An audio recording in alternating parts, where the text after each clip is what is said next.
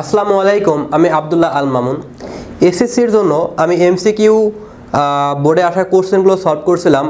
আগে আমি অলরেডি 4টা লেকচার আলোচনা করেছি, আজকে হচ্ছে আমার 5ম লেকচার। সো 5ম লেকচারে হচ্ছে আমি 26 নম্বর এমসিকিউ থেকে শুরু করব। এর আগে আমি 4টা লেকচার আলোচনা করেছি, সেখানে আমি 25টার মতো এমসিকিউ আলোচনা করেছি এবং সেইগুলো আলোচনা করতে প্রায় আমার 1 ঘন্টা 16-17 মিনিট মতো সময় লাগছে। সো এখন হচ্ছে আমি 26 নম্বর থেকে আলোচনা করবো। সো আমি ভিডিওগুলো 20 মিনিটের ভিতরে রাখতে চাচ্ছি। কোনো ক্লাস অবশ্য 20-22 মিনিট না 24 মিনিটও হয়েছে। সো তোমরা যদি ভালো রেসপন্স পাই, তোমরা যদি কমেন্ট বক্সে জানাও যে না ভাই বড় ভিডিও বানাতে হবে, তো সেই ক্ষেত্রে আমি অবশ্যই বিষয়টা বিবেচনায় রাখবো। তো যাই হোক, কথা না বলে আজকের ক্লাসটা শুরু করা যাক। ওকে, পড়ন্ত বস্তুর জন্য নিচের কোনটি সঠিক? আমাদের 4টা অপশন দেওয়া রয়েছে। সো পড়ন্ত বস্তুর জন্য আমাদের 3টা ফর্মুলা আছে। প্রথম ফর্মুলাটা হচ্ছে জাস্ট আমাকে বিলিভ করে নিতে হবে, কোনো ম্যাথমেটিক্যাল প্রমাণ নয়। আসলে বলা হচ্ছে কি যে কোনো একটা বস্তু যদি বিনা বাধা স্থির অবস্থান থেকে ফেলে দেওয়া হয়, তাহলে ভারী বস্তু আর হালকা বস্তু দুটো একই সময়ে পড়বে, ঠিক আছে, সমান সময়ে সমান পথ অতিক্রম করবে। অর্থাৎ এই জায়গাটা থেকে যদি আমি একটা কোনো পালক ফেলে দিই, আর এই জায়গাটা থেকে কোনো একটা বস্তু এম ভরের কোনো একটা বস্তু ভারী বস্তু যদি ফেলে দিই, আমি যদি বলে দিই যে তার আদিবেগটা 0 এবং এখানে বাইরের বাধা থাকবে না, স্থির অবস্থান থেকে এবং বিনা বাধাই, মানে বাইরের বাধা থাকবে না। যদি এমনটা হয় তাহলে এখান থেকে এখানে আসতে যতটুকু সময় লাগবে, এখানে আসতে ততটুকু সময় লাগবে। সো এই পরীক্ষাটা গ্যালিলিও করছিল। আসলে তুমি এটা ইউটিউবে সার্চে দেখতে পারো, গ্যালিলিওর ফার্স্ট ল পরীক্ষা এক্সপেরিমেন্ট, তুমি দিলে দেখবে একটা ভিডিও আছে। তিনি এটা আসলে করছিল। এটা কীভাবে করছিল আমি নিজেও জানি না। সো তিনি যেটা ভাবছেন এটা আসলে অনেক কিছু। যাই হোক, এরপরে হচ্ছে কি, এটা আমরা এখন সেকেন্ড ল পড়বো। সেকেন্ড লতে কি বলা হচ্ছে দেখো, সেকেন্ড লতে বলা হচ্ছে যে কোনো একটা বস্তু, দেখো এখানে এম ভরের কোনো একটা বস্তু আছে, এই বস্তুটা, এটা ধরো ভূমি। সো এই বস্তুটা যখন ফেলে দিচ্ছি, ধরো ওই বস্তুটা এখানে আসলো, এই পয়েন্টে আসতে যে সময় লাগে, কোনো একটা বস্তু এম ভরের বস্তু এখানে আসতে যে পরিমাণ সময় লাগে, যে পয়েন্টে সময় লাগবে এবং ওই পয়েন্টে যে বেগ পাবে, ওই বেগটা হবে ওই সময়ের সমানুপাতিক। মানে ভালো করে বোঝো, ধরো কোনো একটা বস্তু ফেলে দিলাম, এখান থেকে এখানে আসতে 1 সেকেন্ড লাগলো, তারপরে লাগলো 2 সেকেন্ড, তারপরে 3 সেকেন্ড, এখানে আসতে 4 সেকেন্ড। এই যে শেষ সেকেন্ডে ওই পয়েন্টের যে বেগ প্রাপ্ত হবে, ওই বেগটা ওই সময়ের সমানুপাতিক। তাই এখানে বলা হচ্ছে যে পড়ন্ত বস্তু জিনিসের কোনটি সঠিক, তাহলে ভি সমানুপাতিক টি আছে একটা, সেকেন্ড ল, এবং থার্ড ল আর একটা আছে। আমি তোমাদের সেটা একটু বোঝাই। থার্ড ল, তারপরে আমি অপশন দেখব। থার্ড ল, থার্ড লটা কেমন? থার্ড লতে বলা হচ্ছে যে এম ভরের কোনো একটা বস্তু যদি আমি ছেড়ে দিই, এখান থেকে এম ভরের কোনো একটা বস্তু যদি ছেড়ে দিই, তাহলে কি হয় যে বস্তুটা ধরো এখানে নামতেছে, অ্যান্ড দেন হচ্ছে ধরো কোনো একটা বস্তু এখান থেকে এতটুকু হাইট অতিক্রম করলো।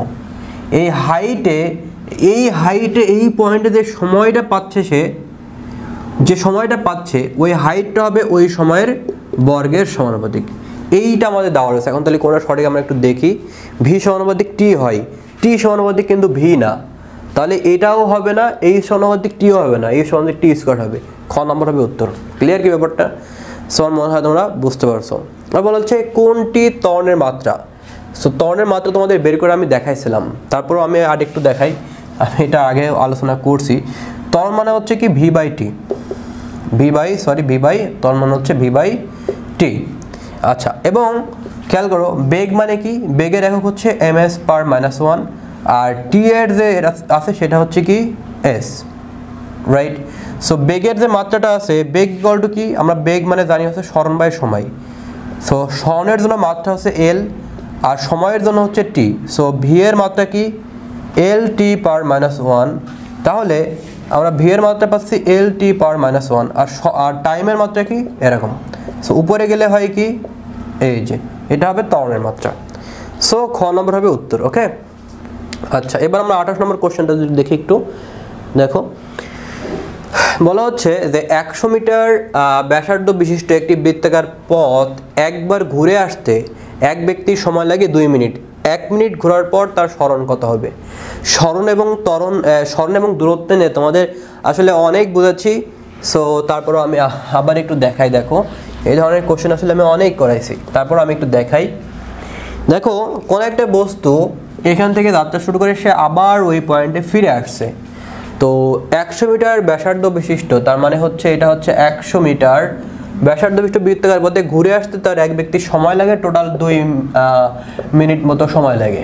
আচ্ছা, তো 1 মিনিট ঘোরার পর তার সরণ কত হবে? আচ্ছা এখানে দেখো 10 মিটার ব্যাসার্ধ বিশিষ্ট একটি বৃত্তাকার পথ একবার ঘুরে আসতে এক ব্যক্তির সময় লাগে 2 মিনিট। 1 মিনিট ঘোরার পর তার সরণ কত হবে? আচ্ছা তো 1 মিনিটে সে কতটুকু গেছে এটা আমাদের জানতে হবে আগে, যে 1 মিটার 100 মিটার ব্যাসার্ধ বিশিষ্ট একটি বৃত্তাকার পথে একবার ঘুরে আসতে এক ব্যক্তির সময় লাগে 2 মিনিট। সো একবার টোটাল ঘুরে আসতে, এক পাক ঘুরে আসতে সময় লাগে 2 মিনিট। ফাইন, তাহলে এখন বলা হচ্ছে 1 মিনিট ঘোরার পর তার সরণ কত হবে? 1 মিনিট ঘোরার মানে কি, সে অর্ধেক পথ অতিক্রম করছে না, এই যে, তাহলে সরণ কত হবে? সরণ কত হবে? এতটুকু হচ্ছে ব্যাসার্ধ হচ্ছে কত? 100, তাহলে এখান থেকে আরও 100। খেয়াল করো সরণ মানে কি, সব থেকে সর্বনিম্ন দূরত্ব। যদি আমি এই পয়েন্টে যদি দূরত্ব চাইতাম তাহলে কি হতো, যে পুরো পথ হচ্ছে 2πr ভাগ হচ্ছে কত, এই যে আমাদের এতটুকু দূরত্ব অর্ধেক 2 দিয়ে ভাগ দিতাম, এটা হচ্ছে আমাদের দূরত্ব হতো।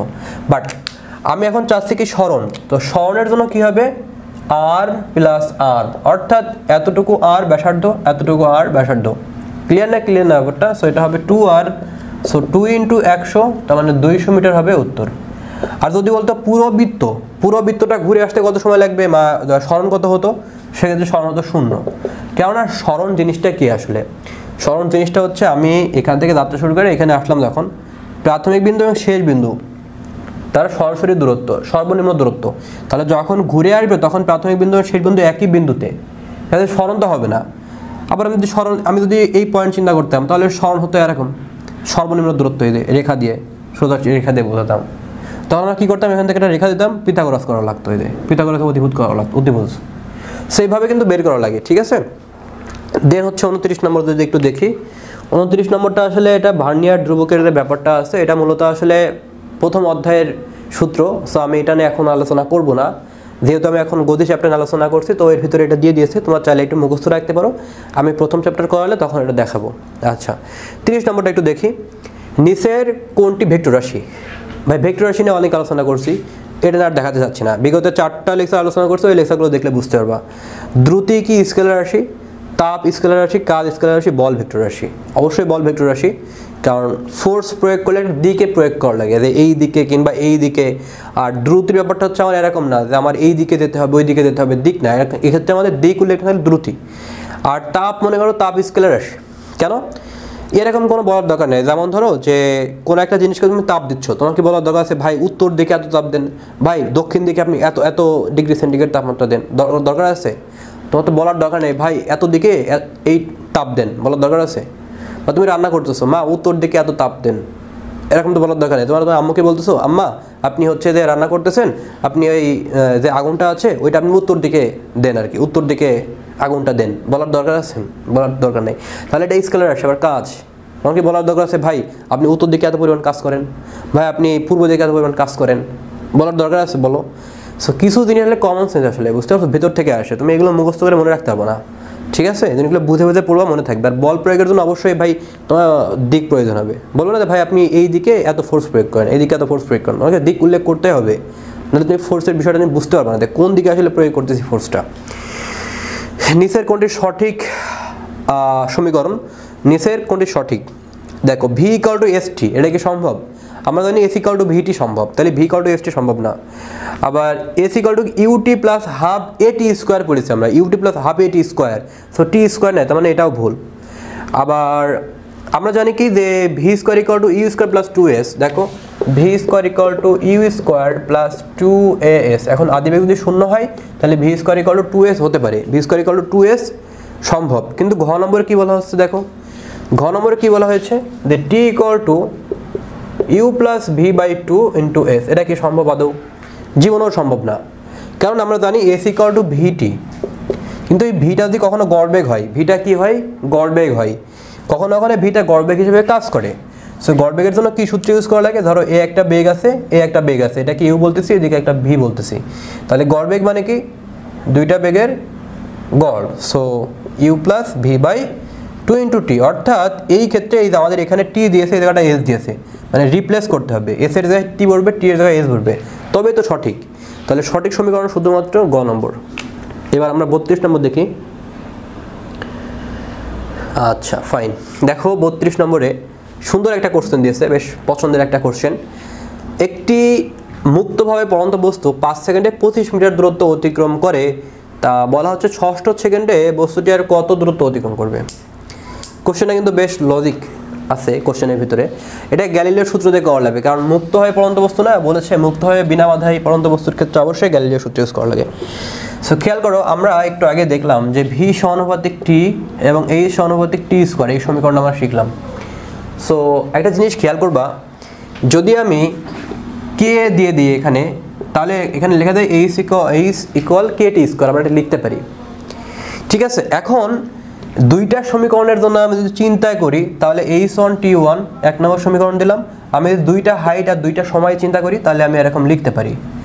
সো এই দুইটার ভিতরে আমি যদি একটু কম্পেয়ার করি, আমি যদি লিখি যে 1/2, তাহলে কি পাবো হচ্ছে H1 বাই হচ্ছে H2 equal to T1 by T2। এই যে এটা স্কোয়ার, এটা স্কোয়ার। সো এটাকে লেখা যায় কিভাবে, H1 by H2 equal to T1 by হচ্ছে T2 তার হচ্ছে হোল স্কোয়ার। একবার এটাকে লিখতে পারি, দেখো এই যে T1 স্কোয়ার T2 স্কোয়ার আলাদাভাবে রয়েছে, আমি একবারে লিখে দিলাম।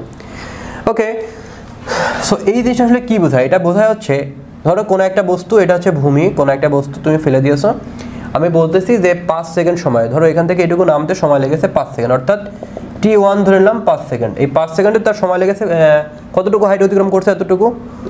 H1 ইকুয়াল ধরে নিচ্ছি 25 মিটার, যে 5 সেকেন্ডে সে এতটুকু আসছে। এবার বলছি 6 সেকেন্ডে 5 সেকেন্ড বলছে 6 সেকেন্ডে বস্তুটি আর কত দূরত্বে যাবে। এখানে একটা ব্যাপার আছে, তমস সেকেন্ডের একটা ফর্মুলা আছে। সো সেই ফর্মুলাটা আসলে এখানে দেওয়া উচিত হয়নি। এই জিনিসটা আসলে একটু আমি বলবো যে কি বলা যেতে পারে, এই জায়গাটা কোশ্চেন আসলে ভুল বলা যেতে পারে। কেননা যখন 5 সেকেন্ডে তুমি একটা দূরত্ব বের করতেছো, তখন তুমি একটা ধ্রুবক পাবা। ওই ধ্রুবকটা তোমার এই ফর্মুলাতেই অ্যাপ্লাই করা লাগবে। তুমি যখন তমস সেকেন্ডে অ্যাপ্লাই করবো, তখন সেটা হয় না। মূলত এই কোশ্চেনটা ওখানে বলা হবে 6 সেকেন্ডে, তমস সেকেন্ডের জন্য আলাদা ফর্মুলা হয়। এখানে 600 সেকেন্ড বলেছে, এটা আসলে হয়তো ভুল করে লিখছে। এটা হবে 6 সেকেন্ডে বস্তুটা আর কত দূরে যাবে। কেননা গ্যালিলিওর সূত্রে এরকম হবে না যে একটা ধরো তমস সেকেন্ড বাদ দিয়ে একটা তমস সেকেন্ড আর তুমি মুক্ত হয়ে পড়ন্ত বস্তুর সূত্র অ্যাপ্লাই করবে, এটা হয় না আসলে। সো এই জায়গাটা একটু মিস্টেক করছে। সো এই জায়গাটা 6 সেকেন্ড হবে হয়তো। যাই হোক, স্যার কি বলতেছে যে 6 সেকেন্ডে বস্তুটি কি করতেছে, 6 সেকেন্ডে 5 সেকেন্ডে দূরত্ব দেয়, তাহলে 6 সেকেন্ডে বস্তুটি কত দূরত্বে যাবে। তার মানে কি 6 সেকেন্ড মানে এখান থেকে বোঝায়, সবসময় স্থির অবস্থান থেকে বোঝাবে, কিন্তু এখান থেকে 6 সেকেন্ড না, কিন্তু এখান থেকে 6 সেকেন্ড। ধরো এইটা হচ্ছে 6 সেকেন্ড, এই যে 6 সেকেন্ডে, তাহলে সে কি করবে, আমাদের হচ্ছে টোটাল যে এই হাইটটা আমরা বের করব। তাহলে এই হাইটটা বের করে আমাকে H1 বাদ দিয়ে দিতে হবে না। দেখো তো, এই যে 6 সেকেন্ডে আমি H2 ধরে নিচ্ছি, তার মানে 6 সেকেন্ডে সে কি এতটুকু হাইট, আর 5 সেকেন্ডে কি এতটুকু হাইট। তার মানে কি আমার 6 সেকেন্ডে বের করার পরে এই 5 সেকেন্ডের জন্য বের করে দিলে তো আমি এই অংশটা পাবো। কাজে আমি আগে H2 বের করে নিই, তারপরে H1 আমি বের করে দিলে আনসার শেষ। ওকে, দেখো, সো H1 কত, H1 হচ্ছে 25, আর H2 আমি এখানে রেখে দিলাম, আর T1 কত 5, আর এটা হচ্ছে 6 তার হোল স্কোয়ার। সো একটু ক্যালকুলেশন করি, আমরা এটাকে উল্টাই দিই। আচ্ছা, এটা আমি আগে ক্যালকুলেশনই করি, সমস্যা নাই। এটা হচ্ছে 25 বাই হচ্ছে এখানে কত, এখানে হবে 36, ঠিক আছে। ওকে, সো এই যেটা কাটা যায়, দেখো পাশাপাশি থাকলে কাটা যায়। সো H2 ইকুয়াল টু কত, 36 মিটার। তাহলে আমাদের উত্তর হবে কি, এই H2 থেকে H1 বাদ দাও, H2 থেকে H1 বাদ দিলে এই অংশটা পাওয়া যায়। তাহলে 36 মাইনাস 25 তাহলে কত হবে, 11। ধরনের বেশ ভালো কোশ্চেন দিয়েছে, আমার পছন্দ হয়েছে কোশ্চেন গ নম্বরে। ঠিক আছে, এই ধরনের জিনিসগুলো তুমি পারো, তাহলে ধরে নেবো যে হ্যাঁ তুমি আসলে মেধাবী, ঠিক আছে, বা তুমি আসলে ফিজিক্স বুঝো। আচ্ছা, 33 নম্বরে কি বলা হচ্ছে, দেখো বলা হচ্ছে যে একটি বস্তুকে যদি আমি 19.6 ms/-1 বেগে খাড়া উপরের দিকে নিক্ষেপ করলে বস্তুটি সর্বোচ্চ কত উচ্চতায় উঠবে, এরকম একটা জিনিস আমাদের বলা হয়েছে। তাহলে সর্বোচ্চ উচ্চতার জন্য আমাদের একটা ফর্মুলা আছে, বাট আমি সেটা তোমাদের একটু দেখাই যে এই সূত্রটা আসলে কি। তোমরা অনেকে এই সূত্র টানা মুখস্থ করবা, তোতা পাখির মতো আমি জানি, বাট জিনিসটা হচ্ছে কি যে একটু বুঝে মুখস্থ করাটা বেটার। হ্যাঁ, দেখো সর্বোচ্চ উচ্চতার ব্যাপারটা খেয়াল করো, যে কোনো একটা বস্তু এখানে আছে ভূমিতে, এখান থেকে যখন কোনো বস্তু উপরের দিকে নিক্ষেপ করতেছি, ধরো এটা হচ্ছে 5 ms/-1 বেগে কোনো একটা বস্তুকে আদি বেগে নিক্ষেপ করে দিলাম। যখন বস্তুটা উপরের দিকে ওঠে, তখন কি আস্তে আস্তে বেগটা কমতে থাকে না। দেখো উপরের দিকে উঠবে, এখানে 4 3 2 1 এক পয়েন্ট, একটা পয়েন্ট এসে এই জায়গাটা হয়ে যাবে, বেগটা হয়ে যাবে 0 ms/-1, অর্থাৎ ওই পয়েন্টে তার বেগটা কাজ করে না, বেগটা কি হয়ে যায়, 0 হয়ে যায়। যখন বেগটা শূন্য হয়ে যায়, এই পয়েন্টে যখন বেগটা কি হয়ে যায়, যখন শূন্য হয়ে যায়, ভালো করে বোঝো, যখন ওই পয়েন্টে শূন্য হয়ে যায়, যখন বস্তুটার উপরের দিকে উঠতে পারে না, তার মানে এইটাই তার সর্বোচ্চ হাইট, এটাই তার কি সর্বোচ্চ হাইট, এটা তার কি সর্বোচ্চ হাইট, মানে এর বেশি আর উঠতে পারে না। কোনো একটা বস্তুর বেগ যদি আরও থাকতো তাহলে সেটা আরও উপরে উঠতো, শূন্য হয়ে যায় মানে কি তার পক্ষে আর সম্ভব না উঁচুতে ওঠা, মানে ওইটাই তার সর্বোচ্চ অবস্থান। এখন ইউ এবং এইচের ভিতরে একটা সম্পর্ক আছে, মানে বেগে এবং স্মরণের ভিতরে, সেটা কি যে ভি স্কোয়ার ইকুয়াল টু, আমি যখন উপরের দিকে নিক্ষেপ করি তখন এই ত্বরণটা হয়ে যায় মাইনাস জি।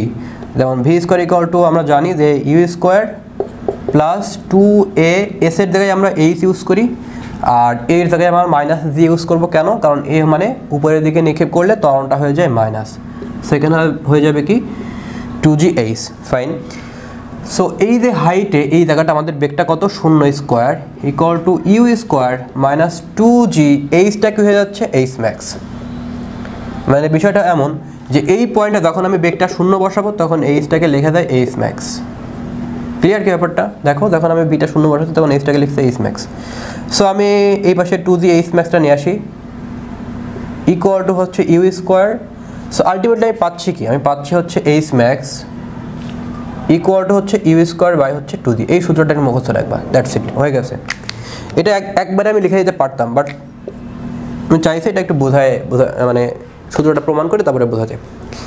যাই হোক, একটি বস্তুকে 19.6 মিটার পার সেকেন্ড বেগে খাড়া উপরের দিকে নিক্ষেপ করলে তাহলে সর্বোচ্চ কত উচ্চতা উঠবে? তাহলে কোনো বস্তুর আদিবেগ থাকলে তার সর্বোচ্চ উচ্চতা বের করে ফেলা যায়। কী করতে হবে? আদিবেগ স্কোয়ার বাই 2g।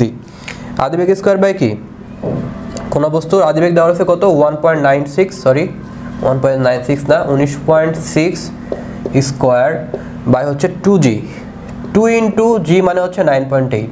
এই ধরনের কোর্সে কিন্তু ঢাকা ইউনিভার্সিটিতেও দেয়, কাজেই এগুলো ক্যালকুলেটর ছাড়া করার চেষ্টা করবা। এই কোর্সগুলো ঢাকা ইউনিভার্সিটি এমসিকিউতে দেয়, ঠিক আছে? আচ্ছা, বিশ্বাস হচ্ছে না? কিছু এমসিকিউ দেয়। দেখো এখানে 19.96 কয়টা আছে, দুইটা। 19.96 কয়টা আছে, দুইটা, কারণ এখানে স্কোয়ার আছে। আর 9.8 গুণ 2 মানে কি জানো? এটা 9.8 মানে হচ্ছে 9.8 গুণ 2 মানে হচ্ছে 19.6। ঠিক আছে, কিছু জিনিস একটু মুখস্থ রাখা বেটার। 9.8 গুণ 2 করলে আসলে 19.6 পাবা। সো উত্তর হবে কত, 19.96 মিটার। সো ঘ নম্বর হবে উত্তর। এবার আমরা 34 নম্বর কোশ্চেনটা একটু যদি দেখি, খেয়াল করো। 34 নম্বরে আসলে আমাদের এখানে কি বলা হচ্ছে? বলা হচ্ছে যে ঘূর্ণায়মান চাকা বিবেচনায় না আনলে সোজা পথে এগিয়ে যাওয়া, ঘূর্ণায়মান চাকা বিবেচনায় না আনলে আচ্ছা, সোজা পথে এগিয়ে যাওয়া একটি গাড়ির গতি। অনেক সুন্দর একটা কোশ্চেন করছে, অনেক সুন্দর একটা কোশ্চেন। তোমাদের আমি যতদূর মনে হয় যে জটিল গতি সম্পর্কে ক্লাস 6 কি ক্লাস 7-এর বইতে মনে হয় আমি দেখেছিলাম যে জটিল গতি নিয়ে এখানে একটা ছোট কথাবার্তা লেখা আছে। পরবর্তী ক্লাসগুলোতে দেখি জটিল গতি নিয়ে কোনো কিছু লেখা নাই, ইভেন ইন্টারমিডিয়েটে তেমন কোনো আলোচনা নাই। বাট মজার ব্যাপার হলো এই জায়গা থেকে বোর্ড পরীক্ষা এমসিকিউ আসতে পারে জটিল গতি নিয়ে। ইভেন বিশেষ ভর্তি পরীক্ষাও তোমার এই জটিল গতির কনসেপ্টে ম্যাথ দিয়ে থাকে, মানে এমসিকিউ দেয় আর কি। তো জটিল গতির কনসেপ্টটা কি আমি তোমাদের একটু ক্লিয়ার করি। এখানে একটা সুন্দর একটা কথা উল্লেখ করে দিয়েছে, ঘূর্ণায়মান চাকা বিবেচনায় না আনলে, ঘূর্ণায়মান যে চাকাটা আছে সেই চাকাটা যদি আমি বিবেচনায় না আনি, ঘূর্ণায়মান চাকা বিবেচনায় না আনলে সোজা পথে এগিয়ে যাওয়ার যে গতি, মানে তুমি সোজা পথে যাচ্ছ কিন্তু ঘূর্ণায়মান চাকাটা চিন্তা করতেছো না, কিন্তু সোজা এগিয়ে যাচ্ছ, শুধু সেইটা চিন্তা করছে। মানে বিষয়টা কেমন একটু খেয়াল করো। দেখো কোনো একটা বস্তুর গতি যদি ঘূর্ণন এবং সরল গতি একসাথে হয় তখন সেটা বলা হয় জটিল গতি। যেমন ধরো তুমি যখন সেলাই মেশিনটাকে ঘোরাও, এরকম পা দাও না, পা দাও এইভাবে, যখন পা দাও তখন কি হয়, সেলাই মেশিনটা ঘোরে না, দেখবে সেলাই মেশিনটা কী করে, এভাবে ঘুরতে থাকে। এই যে ঘুরতেছে ঘুরতেছে এটাকে বলা হয় ঘূর্ণন গতি। কী গতি বলা হয়? তুমি যখন পা দিচ্ছ তখন কি হচ্ছে, ঘুরতেছে, চাকাটা ঘুরতেছে, এই ঘোরাটাকে বলা হয় ঘূর্ণন গতি। কি বলা হয়? ঘূর্ণন গতি। শুধু কি এই চাকায় ঘুরে আর কিছু হয় না? যখন যখন চাকাটা ঘোরে তখন সুইটা এরকম ওঠানামা করে না, করে? চিন্তা করো, দেখো এরকম করে ঘুরতেছে, সেলাই মেশিনের চাকাটা ঘুরতেছে। সিমিলারলি এই যে সুইটা উপরে ওঠানামা করে না, যে সুইতে সেলাই করা হয়।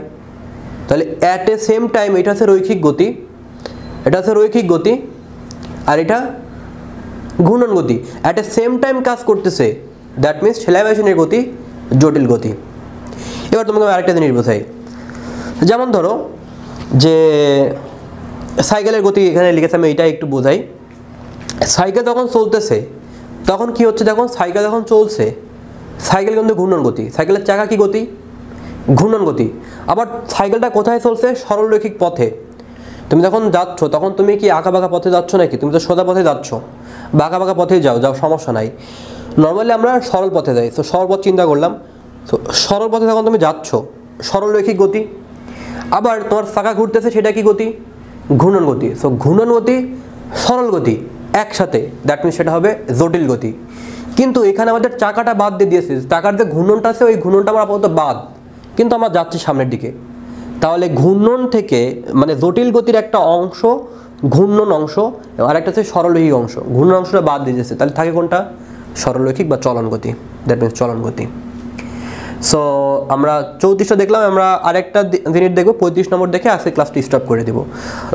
পরন্ত বস্তুর সূত্রগুলো প্রদান করে কে, এটা সবাই জানি নাকি, এটা আবার নতুন করে কিছু দেখানোর আছে? গ্যালিলিও। আইনস্টাইনের জিনিসপত্র কি জানো তোমরা? হয়তোবা এখানে এমন আলোচনা নাই।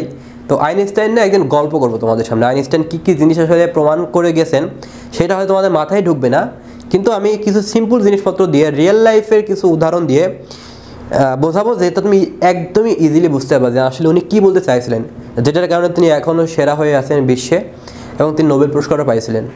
তো আমি তোমাদের সাথে একদিন শেয়ার করবো, ঠিক আছে? কোপার্নিকাসের বিষয়ে একদিন শেয়ার করবো। মানে বিজ্ঞানীদের নিয়ে দেখা যাচ্ছে তোমাদের একটা ভিডিওটা তোমার জানার আগ্রহ থাকে, যদিও তোমাদের সামনে এসএসসি পরীক্ষা, তারা হয়তো বা শুনবা না।